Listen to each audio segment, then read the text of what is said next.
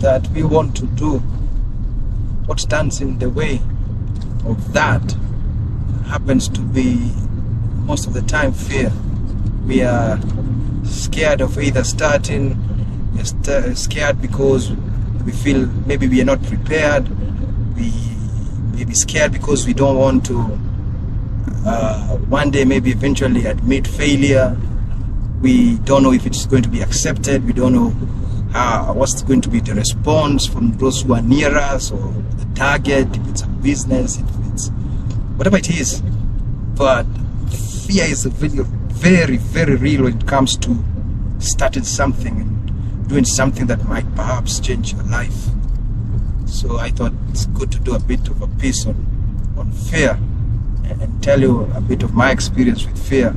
And I think every time, from a personal perspective, every time I'm gripped by fear, on the verge of doing something or starting something, I remind myself of a fact and a truth that fear isn't all that bad.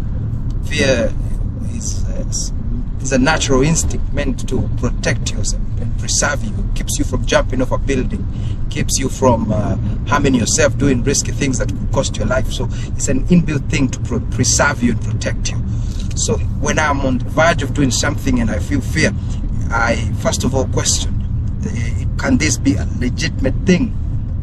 Am I being warned of impending danger if I proceed with what I'm about to do? Am I being warned of a failure that is evident because maybe I'm attempting to do something that has more risks than benefits? So that's my first thinking when fear strikes my heart. But again, once I'm through with that and I'm able to clear that face, I have to again remind myself that there is nothing that is big that you can do, or if something is big enough, you know by the fact that it stirs fear inside your heart, because it's more than your usual cup of tea, it's more than your usual share of what you know and your experience. It's taking you to a whole new level of demands, new whole level of experience, and perhaps even gains might be on a whole new level. So I remind myself that way, and I now, because I'm a Christian, I turn to my faith.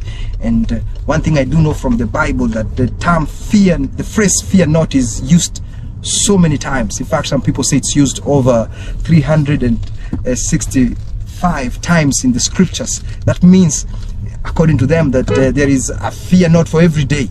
So I remind myself that the word of God has already cautioned me against being driven by fear or being limited by fear. If I had prayed for whatever I want to do, I had planned, I had done my research, I had done my groundwork, and now the thing that I have just to overcome is this feeling that is inside of me that we call fear, then I have to take that step of faith and move on.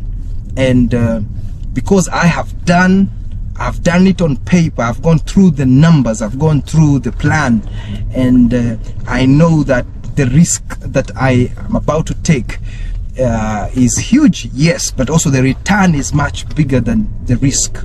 Again, I'm not a gambler. I don't do things that are a gamble in nature.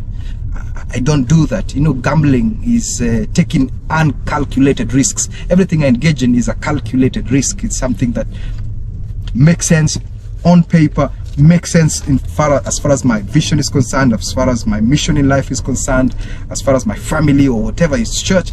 It has to be calculated. Now, because I've done that groundwork, I'm not a preacher who advocates for, just feeling. So because I feel like it, I'm doing it. No. God made us rational beings and expects us to use our minds even in such matters. So once I've done that, I remind myself, the scriptures tell me, fear not. In fact, Jesus says, for I will be with you till the end of the age. So I take that step of faith and wait for the results to come in. I put in the work, I put in the effort. in the midst of that fear, I don't wait for the fear to go. I proceed with the fear in progress. I do my work on this side, and fear, my heart is beating and racing inside of me, but I still push. I still do what I need to do. And most of the time I have found out that if I hadn't taken that step of faith because of fear, I would not have experienced what I experienced. I would not have seen what I have seen. I would not have harvested what I have harvested. I wouldn't be where I am today if I just played it safe all the time.